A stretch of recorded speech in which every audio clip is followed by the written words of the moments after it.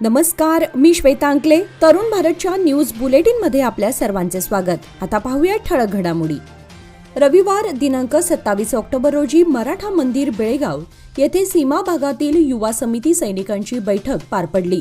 या बैठकीदरम्यान 1 नोव्हेंबर हा सूतक दिन, काळा दिन म्हणून कसा पाळावा यासाठी रूपरेषा ठरवण्यात आली. या बैठकीच्या अध्यक्षस्थानी नगरसेवक शिवाजी मंडोळकर हे होते. यावेळी अनेकांनी आपले विचार मांडले. या बैठकीला खास करून निपाणी युवा समितीचे पदाधिकारी व सांगली येथील युवकांनी सहभाग घेतला होता. सांगलीसह निपाणी येथेही काळा दिन गांभीर्याने पाळण्यात येईल अशी ग्वाही या युवकांनी दिली. खानापूर युवा समितीचे अध्यक्ष धनंजय पाटील यांनी प्रास्ताविक करून बैठकीचा उद्देश स्पष्ट केला. तसेच महाराष्ट्र एकीकरण समितीचे युवा नेते शुभम शेळके यांनी पुढील काळामध्ये युवकांनी भव्य प्रमाणात सहभाग घ्यावा, सर्वांनी गांभीर्याने मूक सायकल फेरीमध्ये गांभीर्याने भाग घेत काळा दिन यशस्वी करण्याचे आवाहन केले. या बैठकीला पियुष हवळ, निपाणी युवा समितीचे अध्यक्ष लक्ष्मीकांत पाटील, सुनील किरळे, कपिल बेलवळे, रमेश कुंभार, तात्यासाहेब कांबळे, तर सांगलीहून रविकिरण विश्वनाथ काशीद, सूरज दरेकर, किरण काकडे, प्रशांत मयेकर, अभिनंदन पाटील, प्रथमेश मगदूम आदी उपस्थित होते. यांच्यासह बेळगावातील समितीचे सर्व कार्यकर्ते या बैठकीला मोठ्या संख्येने उपस्थित होते. रविवार दिनांक 27 ऑक्टोबर रोजी सायंकाळी महाराष्ट्र एकीकरण समितीचे नेते रमाकांत कोंडुस्कर यांच्या मार्गदर्शनाखाली आचार्य गल्ली, शहापूर, बेळगाव येथील लोकमान्य श्रीराम मंदिरात काळ्या दिनानिमित्त जनजागृती बैठक पार पडली. येत्या 1 नोव्हेंबर रोजी सीमा भागातील बहुसंख्य मराठी जनतेने महाराष्ट्र एकीकरण समितीतर्फे आयोजित मूक सायकल फेरीमध्ये हिरिरीने भाग घेत महाराष्ट्रात जाण्याची आपली तळमळ केंद्र सरकारला दाखवून देण्यासाठी तसेच शहापूर भागामध्ये काळा दिन गांभीर्याने पाळण्याचा यावेळी निर्धार व्यक्त करण्यात आला. या प्रसंगी महाराष्ट्र एकीकरण समितीचे युवा अध्यक्ष अंकुश केसरकर, नेताजी जाधव, सुधा भातकांडे, महादेव पाटील, उमेश कुऱ्हाळकर, सागर पाटील यांच्यासह बहुसंख्येने समितीचे कार्यकर्ते उपस्थित होते. हिंदू धर्मामध्ये गायीला अत्यंत पवित्र आणि पूजनीय मानलं गेलं आहे. दिवाळीची खरी सुरुवात ही गायीची पूजा करून म्हणजेच वसुबारस या सणापासून होते. हा दिवस गायी आणि वासरांची पूजा करण्यासाठी समर्पित आहे. हा सण पवित्र प्राण्यांबद्दल कृतज्ञतेचे प्रतीक आहे. समुद्र मंथनाच्या वेळेस 5 कामधेनू उत्पन्न झाल्या होत्या. त्यापैकी नंदा नामक धेनूस उद्देशून हे व्रत केलं जातं अशी आख्यायिका आहे. या दिवशी अनेक जन्माच्या कामना पूर्ण व्हाव्यात याकरिता गाय आणि तिच्या वासराची पूजा केली जाते. घरासमोर सुंदर रांगोळ्या काढल्या जातात. आज बेळगाव शहर आणि परिसरातील ग्रामीण भागामध्ये मोठ्या उत्साहात हा सण साजरा करण्यात आला.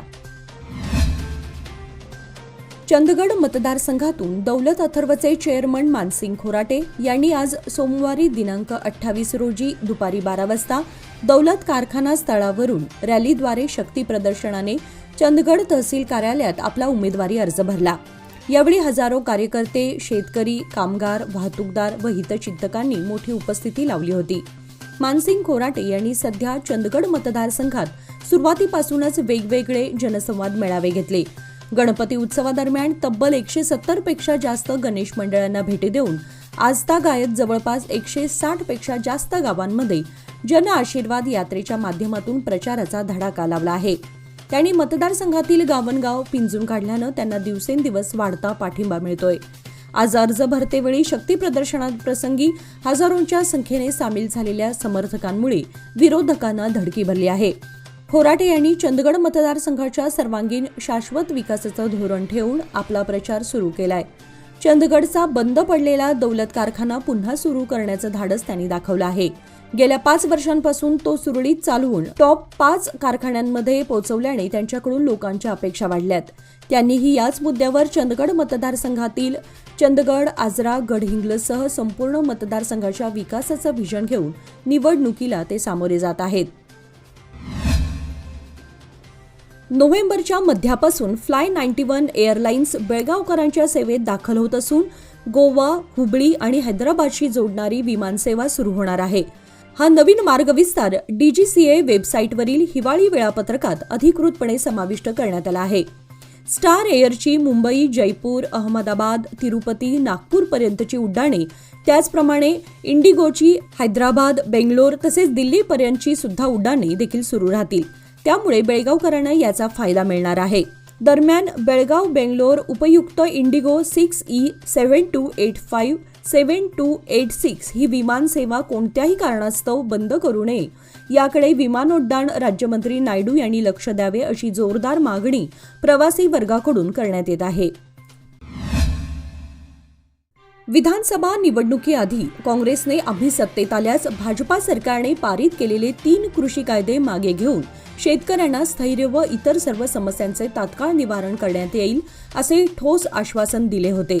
यामुळे कर्नाटकातील शेतकऱ्यांनी काँग्रेसला सत्तेवर बसवले. मात्र आजपर्यंत काँग्रेसने सत्तेत आल्यापासून कोणतेच आश्वासन पूर्ण न केल्याने गाजराची पुंगी दाखवल्याप्रमाणे शेतकरी बंडाची तयारी करत आहेत. त्यासाठी बेळगावमध्ये कर्नाटक राज्य रयत संघटना हरित सेनेचे अध्यक्ष कोडिहळ्ळी चंद्रशेखर यांनी कन्नड साहित्य भवन येथील पत्रकारांसमोर शेतकऱ्यांना मारक ठरणारे 3 कृषी कायदे त्वरित मागे घ्यावेत, ओला दुष्काळ जाहीर करून शेतकऱ्यांना भरीव आर्थिक मदत करावी, शेतकऱ्यांना संपूर्ण कर्जमाफी, विद्युत खात्याचे खाजगीकरण थांबवत त्यांच्या शेतापर्यंत वीज द्यावी, अल्प भूधारक शेतकऱ्यांच्या सुपीक जमिनीतून बेकायदेशीररित्या सुरू असलेला हलगा मच्छे बायपास रद्द करावा, ऊसाला योग्य भाव द्यावा यासह इतर समस्या दूर कराव्यात. त्या पूर्ण न केल्यास येत्या हिवाळी अधिवेशनात सुवर्ण सौधसमोर धरणे आंदोलन करण्यात येईल असा सज्जड इशारा शेतकऱ्यांनी दिला. खडेबाजार शहापूर येथील मुख्य रस्त्यावरील जलवाहिनीला लागलेल्या गळतीची नगरसेवक रवी साळुंखे यांनी गांभीर्याने दखल घेत युद्ध पातळीवर गळती दुरुस्तीच्या कामाला प्रारंभ केला आहे. गेल्या 4-5 दिवसांपूर्वी खडेबाजार शहापूर मुख्य रस्त्यावरील जलवाहिनीला गळती लागून लाखो लिटर पाणी वाया जात होतं. ही बाब स्थानिक नागरिकांनी नगरसेवक रवी साळुंखे यांच्या कानावर घातली. त्यानुसार नगरसेवक रवी साळुंखे यांनी L&T अधिकाऱ्यांकडे जलवाहिनीला लागलेली गळती ताबडतोब थांबवण्याची विनंती केली. याची दखल घेऊन आज सोमवारपासून गळती दुरुस्तीच्या कामाला सुरुवात झाली आहे. यामुळे परिसरातील नागरिकांनी नगरसेवक रवी साळुंखे यांचे आभार मानून समाधान व्यक्त केले. नुकत्याच घेण्यात आलेल्या तालुकास्तरीय प्रतिभा कारंजी स्पर्धामध्ये म शिक्षण मंडळ संचलित कन्या विद्यालयाच्या विद्यार्थिनींनी यश मिळवलं आहे. यात श्रुतिका वाटपकर हिने संस्कृत पाठांतरमध्ये प्रथम क्रमांक तर लक्ष्मी गुरव हिने मराठी भाषा स्पर्धेमध्ये प्रथम क्रमांक मिळवलाय. रेणुका असोगेकर हिने रांगोळी स्पर्धेमध्ये द्वितीय क्रमांक मिळवून यश संपादन केले. या विद्यार्थिनींना मुख्याध्यापक SM कदम व संध्या बेनचेकर शारीरिक शिक्षिका यांचे मार्गदर्शन लाभले. पतीने दिलेला तलाक बनावट आहे असं पत्नीचं म्हणणं असेल तर अशा तलाकच्या वैधतेसंदर्भात न्यायालयाचा निर्णयच प्रमाण मानला जाईल असा महत्त्वपूर्ण निर्णय मद्रास उच्च न्यायालयाने दिलाय. तसेच न्यायालयाने या प्रकरणात शर्यत मंडळाने दिलेले तलाक प्रमाणपत्र बेकायदेशीर ठरवलं आहे. मुस्लिम पती जर दुसरा विवाह करत असेल तर तो त्याच्या पहिल्या पत्नीला त्याच्या समवेत राहण्याची सक्ती करू शकत नाही. मुस्लिम पतीला एकाहून अधिक विवाह करण्याची मुभा मुस्लिम व्यक्तिगत कायद्यानुसार देण्यात आली असली तरी दुसरा विवाह केल्यानंतर पहिल्या पत्नीला मानसिक त्रास होतो. त्यामुळे ती घरगुती हिंसाचार कायद्याचा आधार घेऊन पती विरोधात न्यायालयीन कारवाई करू शकते.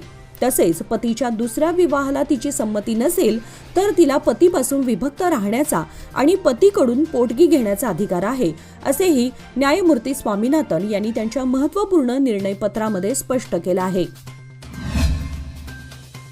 सहकारी क्षेत्रामुळे शेतकरी सुखी, समाधानी आणि आर्थिकदृष्ट्या समृद्ध होण्यासाठी वाव होता. पण अलीकडच्या काळामध्ये केंद्र सरकारच्या खासगीकरणाच्या धोरणामुळे सहकार क्षेत्र धोक्यात येण्याची भीती वाढली आहे असे प्रतिपादन जिल्हा मध्यवर्ती बँकेचे माजी अध्यक्ष रमेश कत्ती यांनी केले.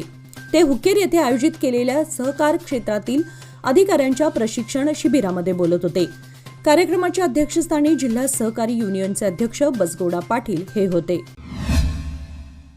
खडकलाट येथील सर्व धर्मियांचे श्रद्धास्थान असलेल्या अप्पण्णावर मठाकडे जाणाऱ्या रस्त्यावर मोठ्या प्रमाणात पाणी वाहत आहे.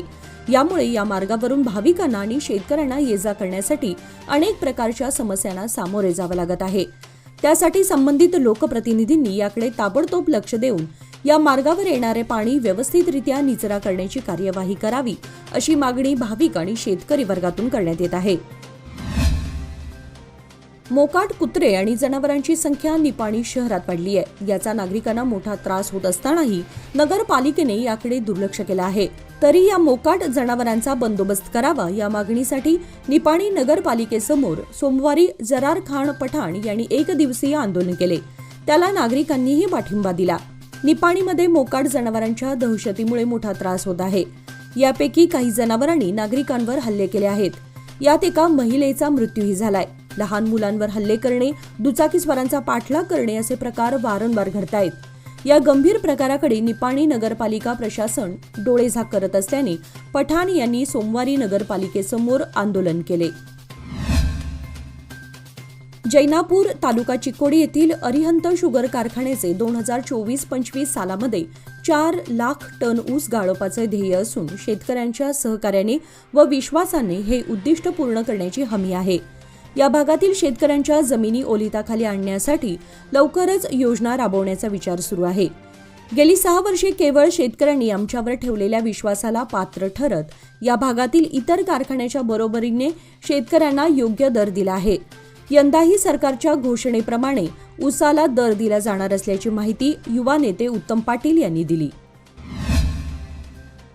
सुमारे 75 वर्षांपूर्वी राज्यात देशाची भाषावार प्रांत रचना झाल्यानंतर बेंगळूर येथे विधानसभा निर्माण करण्यात आली. त्यावर राष्ट्रचिन्ह असलं तरी त्याखाली देवनागरी लिपीतील सत्यमेव जयतेचा उल्लेख नसल्यानं या राष्ट्रचिन्हाचा अवमान होत आहे. तसेच बेळगाव येथेही सुवर्णसौध बांधण्यात आलं असून त्याच्यावरही राष्ट्रचिन्हाखाली सत्यमेव जयते हे बोधवाक्य लिहिण्यात आलं नसल्याबद्दल मूळचे गळतगा येथील सामाजिक कार्यकर्ते प्रशांत बुर्गे यांच्या पाठपुराव्याला अखेर यश मिळालंय. सार्वजनिक बांधकाम खात्याच्या सरकाराधीन कार्यदर्शींनी राष्ट्रचिन्हाखाली बोधवाक्य घालण्यासाठी 30 दिवसांची मुदत मागितली आहे. जम्मू काश्मीरच्या अखनूर भागामध्ये भारतीय सैनिकांनी 3 दहशतवाद्यांना कंठस्नान घातलंय. या दहशतवाद्यांनी सोमवारी सकाळी भारतीय सैनिकांच्या रुग्णवाहिकेवर गोळीबार केला होता. मात्र या हल्ल्यामध्ये कोणतीही हानी झाली नव्हती. या हल्ल्यानंतर या भागाची नाकेबंदी करण्यात आली होती आणि सैनिकांनी हल्लेखोर दहशतवाद्यांचा शोध घेण्यास प्रारंभ केला होता. हल्ला करून लपून बसलेल्या दहशतवाद्यांना शोधण्यात आलं आणि त्यांना शरण येण्याचं आवाहनही करण्यात आलं होतं. मात्र दहशतवाद्यांनी गोळीबार करण्यास प्रारंभ केल्याने सैनिकांनीही चोख प्रत्युत्तर देत 3 दहशतवाद्यांचा खात्मा केलाय. दहशतवाद्यांनी प्रत्यक्ष नियंत्रण रेषेच्या भट्टल भागामध्ये हा हल्ला केला होता. नंतर या भागापासून काही अंतरावर सैनिक आणि दहशतवादी यांच्यात चकमक झाली. देशभरात डिजिटल अरेस्टची अनेक प्रकरणे समोर येत आहेत. लोकांना खोट्या प्रकरणात अडकवून त्यांच्याकडून पैसे उकळणारी टोळी सध्या चांगली सक्रिय झाली आहे.